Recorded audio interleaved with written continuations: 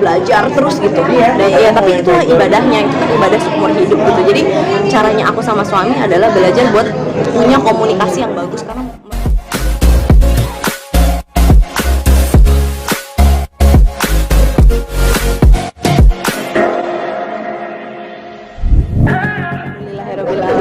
kalau dibilang udah lama nggak muncul sih, baru 2 hari yang lalu syuting. Tapi emang syutingnya yang harusnya tadinya seminggu sekali aku syuting jadi bisa 2 bulan sekali. Yang ini emang udah 3 bulan sekali nggak pulang ke Jakarta, jadi ya udah baru bisa syutingnya kemarin gitu. Tapi ya tetap pengennya sih tetap selalu ada dalam dunia entertainment karena apapun aku ngerasa aku besar di situ.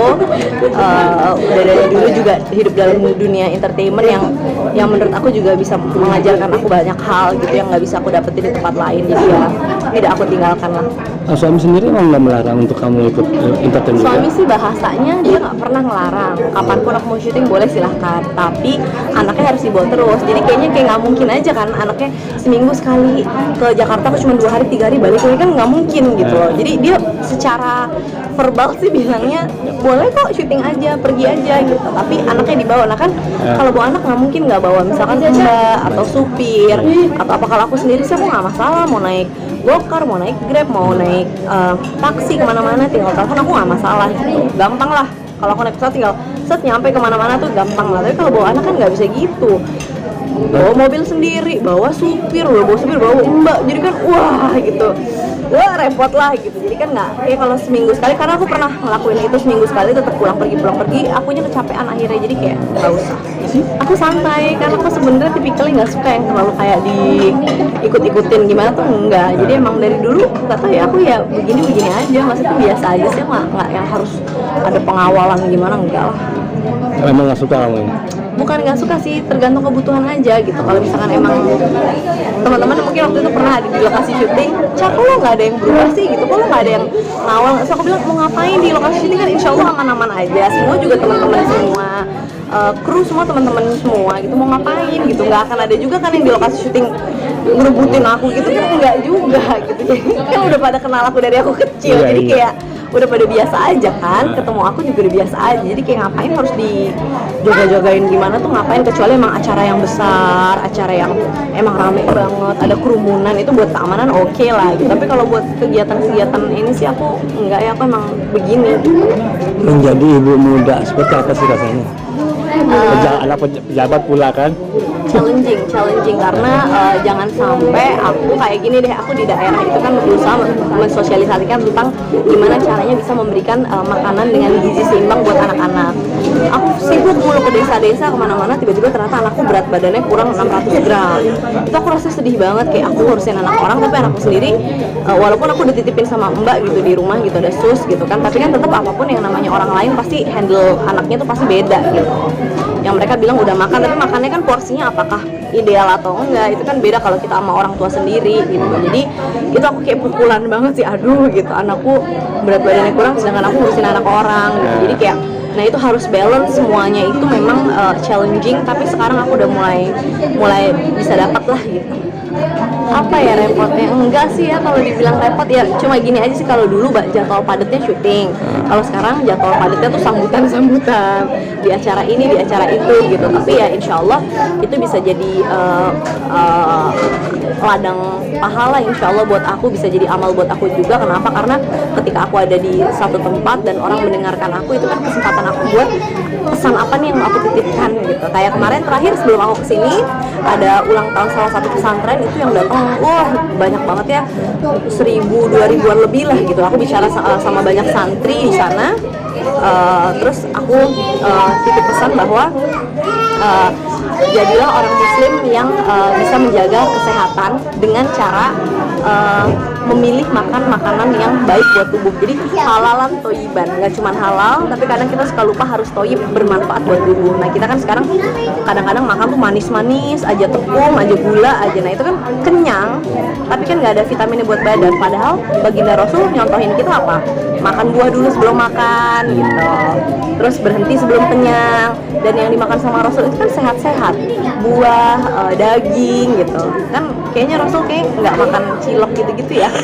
Jadi kan Nggak ada. bukan masalah nggak ada sih, tapi Cilung. kan pasti pada zaman Rasul ada pilihan makanan yang lebih tidak bergizi. Aku yakin pasti ada, apapun itu pasti ada. Tapi kan yang dimakan sama Rasul kurma yang bergizi gitu. Nah sedangkan kenapa kita tidak ngambil itunya, nggak ngambil bener-bener kalau kita bener bilang cinta sama Rasul, ya kita ikutin dong cara makannya beliau gitu. Oke. Cak, kamu kan masih muda. Nah itu kan aku cerita ke orang-orang, jadi pengennya sih Bismillah paling nggak ada berapa orang yang ngikutin aja, insya Allah kan itu bisa jadi amal jariah buat aku. Aku mikirnya sekarang gitu aja. Kamu kan masih muda, terus menjadi ibu pejabat, jauh dari kata artis yang kemarin kamu jalani. Ini gimana nih kamu? Jauh dari kata artis tuh gimana ya, aku tuh kadang suka bingung sih, karena aku kadang nggak ngerasa kayak harus di treat yang spesial yang kayak gimana.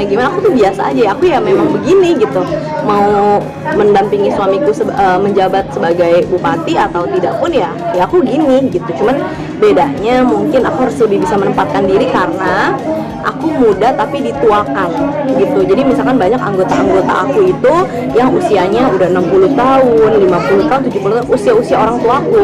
Sedangkan mereka manggil aku ibu gitu. Nah, itu aja sih, sebenarnya itu aja. Tapi kalau di luar acara formal aku sangat santai banget sama mereka. Ayo makan bareng, duduk bareng, ayo ngobrol gini. Jadi aku memotong hal-hal yang dulu mereka tuh kalau ngomong sama atasan tuh takut. Karena kayak takut gitu kayak nggak tahu deh, nggak enakan. Sedangkan kalau aku udah aku santai dan aku insya Allah bukan tipikal orang yang sakit hatian gitu. Maksudnya ngomong aja gitu. Terus kalau ada yang nggak baik kita bicarakan baik-baik, solusinya apa udah gitu aja. Jadi kalau kita mau berdebat dengan cara yang baik, tapi selesai masalah itu udah kita temenan lagi biasa aja gitu. Kalau aku sukanya begitu, jadi nggak boleh pakai perasaan gitu. Tapi kan orang nggak gampang ya, awal-awal banyak yang agak takut. Kalau sekarang mereka udah teman-teman nih, aku ibu-ibu lah di daerah tuh sekarang udah sama aku udah lebih terbuka gitu, udah bisa ngomong tuh udah santai sama aku. Cak, kehidupan di kota dan di desa kan beda nih di Jauh daerah. banget, Nah, jauh lu biasa ingat terus sepi jam sekian sepi, kayaknya seperti apa lu rasain di sana? Aku bersyukur loh, somehow aku justru bersyukur aku pindah ke daerah yang aku ngerasa dulu aku punya pemikiran gini, paling enak tuh tinggal di Jakarta lah, apa-apa ada, semua ada, fasilitas kesehatan, pokoknya segala macem, buat fasilitas kecantikan, apapun semua ada di Jakarta, sekolah juga semua yang terbaik ada di Jakarta lah, most likely ya, kebanyakan sebagian besar. Ya enak atas, tapi kan dulu pikiran beberapa orang desa berpikir bahwa nggak enak tinggal di kota, enakan tuh di desa. Nah itu kan aku tanda tanya besar, apa sih emang enaknya tinggal di desa?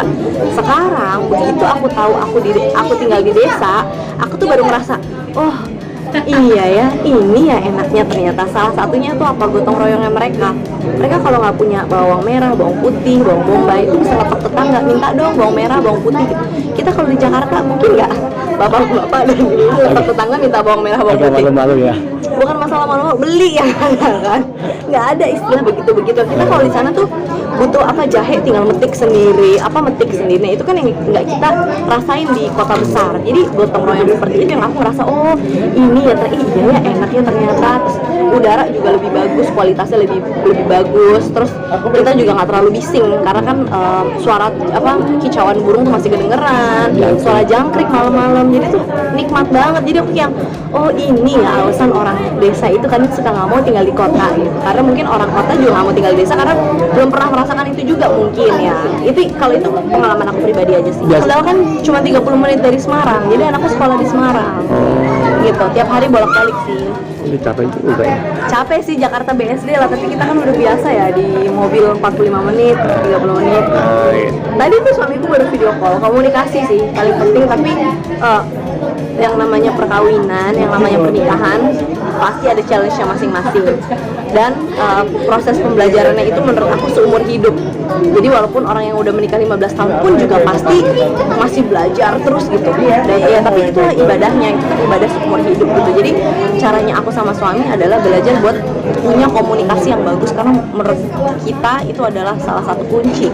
Karena kalau kita nggak punya komunikasi yang bagus, apalagi sekarang aku ngedampingin suami yang memang tanggung jawabnya masya Allah besar banget, aku pun juga harus bisa memposisikan diri gitu. Mana hal-hal yang perlu aku sampaikan, mana yang nggak perlu aku sampaikan, dan nggak cuman apa yang aku sampaikan, tapi timing, waktunya gitu. Karena aku tahu suamiku pressure-nya di luar besar banget, begitu masuk rumah kan maunya tenang, maunya nyaman. Jadi jangan sampai aku cuma punya hal-hal yang dalam tanda kutip kayak protes lah sama beliau gitu. Jadi biasanya aku nunggu keadaan enak dulu, nyaman dulu, baru aku sampein, baru aku utarain gitu. Jadi benar-benar kalau kita perempuan tugasnya salah satunya adalah ya harus menjamin kenyamanan buat suami di rumah sih, dan itu nggak gampang. Berarti kamu sekarang lebih meredam ya? Mungkin bisa dibilang begitu ya, karena nggak tahu, kalau dulu suamiku pengusaha gitu ya, itu kan memang ya urusannya suamiku adalah kepada dirinya pribadi dan karyawannya gitu, yang karyawannya berapa orang sih gitu. Tapi kalau ini kan 1 juta penduduk gitu, yang aduh tanggung jawabnya tuh masya Allah tabarakallah. Apalagi kalau makin aku baca banyak buku tentang sirah nabawiyah, tentang para pemimpin zaman dahulu dan gimana tanggung jawabnya dunia akhirat, itu kan kayaknya rasanya wow, nggak main-main ya gitu. Jadi benar-benar ya gimana caranya aku bisa dampingin suami aku dan bikin suamiku nyaman.